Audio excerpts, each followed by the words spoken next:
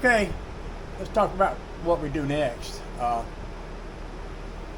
Eventually I'm going to cut a little slither of oak wood and sit it on top of these, well, these notch, these little things that are holding this up. Those are basically a little piece of aluminum that I bent into an L shape, drilled a hole in, and they're attached to the metal in the side of the car, and they hold this up.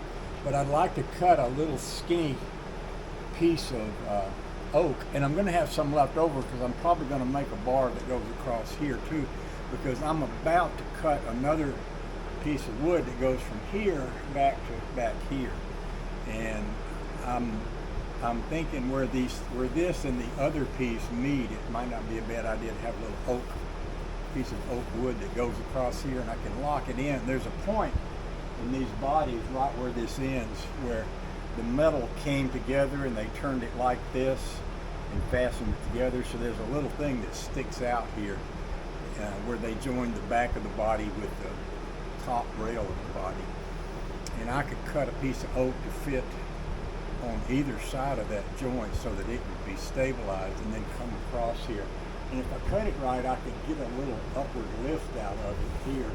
But if I had two pieces here, I could put it right in the middle, and then I could use it to tie these two pieces together and kind of push them both up, which would be a good thing. If you're sitting in the back of the car here, you could hit your head here, but if it was up here, you'd be less likely to. So that's what I'm going to be shooting for, is getting this up a little bit. And I could put like a wire in here and wire it there, but I don't want to have that.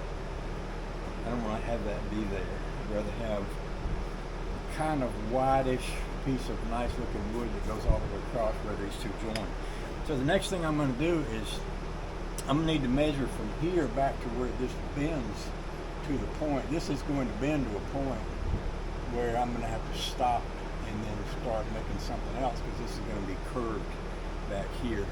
So I need to take a measurement and see how much that is. And this is the in order to get this piece, this is wider than 48 inches. The Luan, which is plywood, is 4x8, which means it's 48 inches wide. 48 inches would work in the front, but it wouldn't work here, because this is something like about 54 inches. And it's going to be that wide when I go from here. So what I'm going to do is take the other piece of Luan, the one that I haven't cut yet, and I'll cut that piece from the side so that I can get my 54-inch length. And I think this is going to go back to a narrower point. This may go back, but it won't matter, because this is only going to be about 1.5 feet long, I believe. I'm going to study on this a little bit, make up my mind about the shape that I want that to take, and then we'll cut it. We'll kind of go through the same process we went through with this one. We're going to cut it, fit it, stick it up there, see that it fits and that it works, and take it back off and glue it and staple it with the upholstery, and then put it back up there. So that's the plan. I like this though. I mean, I like the looks of this. I've got some more of this material. I don't know if I've got enough to do the door panels or not. I thought when I ordered them I might have enough to do the roof and the door panels, but once I get this, and see, I'm also going to have some stuff back in these corners that's going to need to be dealt with. So I'm not sure how much I'm going to have and how much I'm going to need to make that happen, but we'll get busy with that. But that certainly is a lot nicer looking than this. I've also got, if I wanted to, I noticed I had a piece of foam over there that I could slip up in under here. So I've still got room to slip some more insulation, some more foam insulation up in that if I wanted to, which I might. You never know. I guess another thing about this, almost everything I do, I tend to do it in such a way where I could take it apart if I wanted to. Because sometimes you do put something together and then you think, oh, I wish I'd have done that a different way or something. So if I make things in such a way where I could get them apart later, then I'll be able to get them apart later. And that's the kind of guy I am. I didn't want to weld the headliner in here, but because then I'd have to cut it with a cutting torch to get it out. I made that part up. Love y'all, appreciate you. We'll talk more later. This might require some intensive thinking, which usually takes a long time for me. So we'll call this the end of this here video, and then we'll start another video when we start making this piece back here.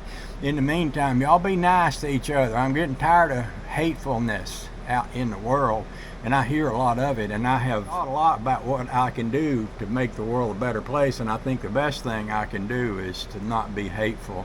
Second best thing I can do is to encourage y'all not to be hateful. So if y'all are about to make those hateful remarks and you know it's going to make somebody mad, don't. Please just be nice. Kind of like when using the sandbox. Mom said, play nice. Y'all just play nice, okay? Okay, that's enough of that. Okay, so that's got contact cement on it, and it's dry. And this piece of plywood has contact cement on it, and it's dry. And I have marked the direction that this is supposed to go in on here.